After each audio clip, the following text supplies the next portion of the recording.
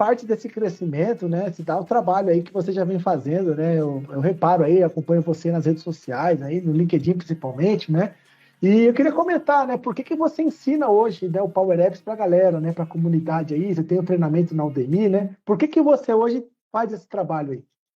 Cara, eu faço esse trabalho hoje em dia porque, como eu mencionei, né, em 2019, eu não tinha esse suporte, entre aspas, da galera em português aqui. Então, quem está começando hoje em dia, empresas, pessoas físicas, que querem desenvolver projetos pequenos, às vezes, querem resolver um problema ali ou aqui.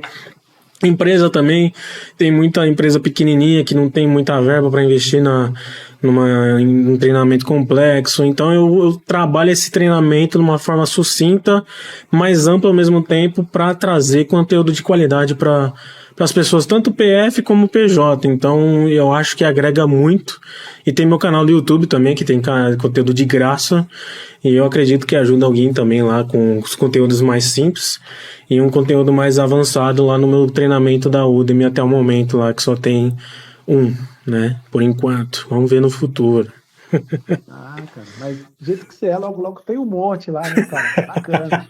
Inclusive, Tomara. pessoal, vocês que estão assistindo a gente aqui, me dá uma conferida lá, tá, pessoal? A gente vai deixar os links aqui na descrição do vídeo. Não esquece, tá? Procurem aí Logic Beam do Leonardo, procure também os treinamentos da Udemy, tá bom?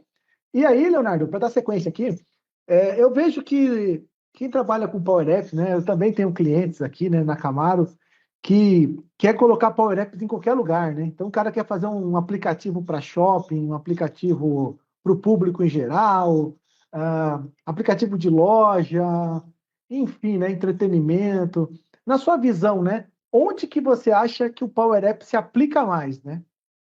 Cara, eu acho que o Alporeto se aplica mais na área de negócios, de análise para implementação para análise. Por exemplo, eu acho que o Power Apps junta muito com, por exemplo, o primeiro passo, Power Apps e Automate, que andam lado a lado. Você tem que aprender as duas ferramentas. Power Apps e Automate andam lado a lado. Não tem como você fugir. Depois dessa, o Power Apps é muito input de dados, né? Muita inserção de dados, muita tabela, muita relação, muito porquê que você vai inserir isso, você vai fazer isso. Por exemplo, você falou de shopping. Shopping é uma coisa boa. Fazer aqueles totens de avaliação, né? Ah, gostou do atendimento?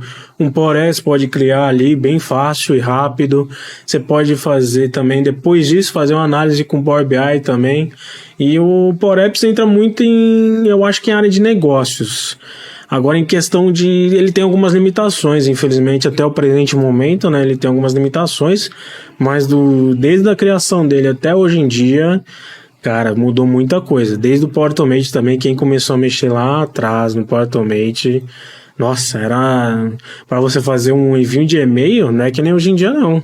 Você só coloca ali Outlook e clica lá, não era assim não, cara, era bem mais complexo. Eu acho que é mais para área de negócio mesmo. Legal, cara, porque pegando um gancho também nessa questão, né? De onde você acha que se aplica a Power Apps, vem a outra pergunta, né? Que é o contrário.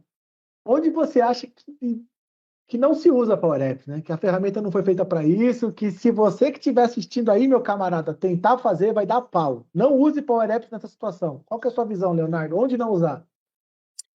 Cara, não usar, eu acho que, por exemplo, é, eu acho que quando eu tenho muita leitura, dependendo, o Power Apps não anda muito com banco de dados, né? Dependendo do seu banco de dados, por exemplo, no Brasil aqui a gente usa muito SharePoint. Então o SharePoint não é um banco de dados, ele é uma biblioteca de documentos.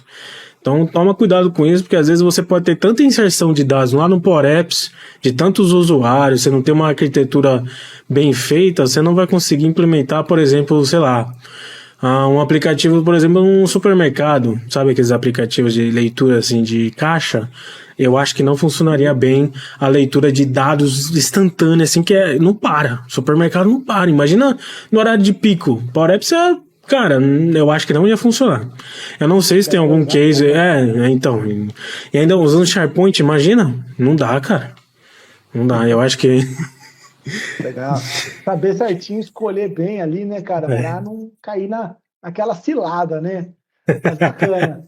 E aí, ia perguntar também, né? Como você é instrutor, né? Já, tanto você é instrutor, eu vejo aqui, né? Instrutor da Udemy, você também dá os treinamentos e as consultorias, né, pela sua empresa.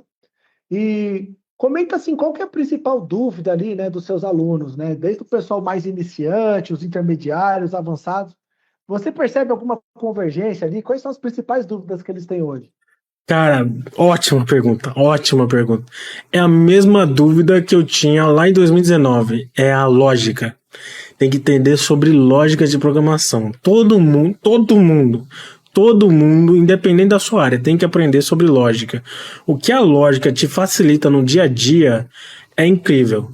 Eu já fiz muito treinamento, já fiz muita consultoria, já expliquei as limitações de Power Apps, Power Automate, SharePoint, mas o pessoal tudo nessa vida tem limitações, então a gente tem que pensar na lógica de programação. Tem que pensar na arquitetura, tem que pensar como o Power Apps funciona, leitura de código, PowerFX. Eu sei que é um porre ficar lendo aquela documentação do Power Apps, eu não gostava também, mas é bom, cara. Leia, releia. A comunidade Power Apps ajuda muito nisso. Se você postar lá qualquer pergunta, todo mundo tá lá para te ajudar. Obviamente que tem que ser em inglês, tá? Porque a Microsoft é uma empresa americana, então tem que ser em inglês. E eu acho que o que mais erra aqui hoje em dia é a lógica, porque tem muita dúvida do, por exemplo, Léo, por exemplo, você vai submeter um form, né?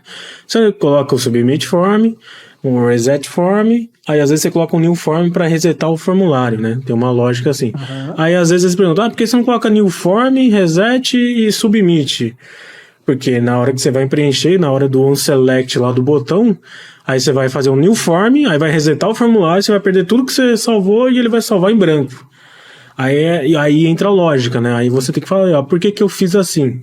Isso é muito. Né? Então, tem que saber a lógica, cara. Tem que saber como é que funciona o PowerFX, no caso, né? Que é da linguagem. Mas você acha que assim, é mais a parte da codificação em si, que é mais problemático dos seus alunos, que você vê, ou é mais a parte antes da codificação, que é aquela parte de desenhar um fluxo, discutir regra de negócio, fazer uma modelagem? Você acha que está mais um passo antes da codificação ou na codificação, propriamente dita? Eu acho que tá entre os dois ali, porque às vezes a pessoa ali, ela desenha um fluxograma muito bem feito, mas eu falo, cara, você conhece as limitações da ferramenta? Você conhece o que o SharePoint é capaz? Você conhece o que o Power Apps é capaz? Você conhece o que o Power Automate é capaz?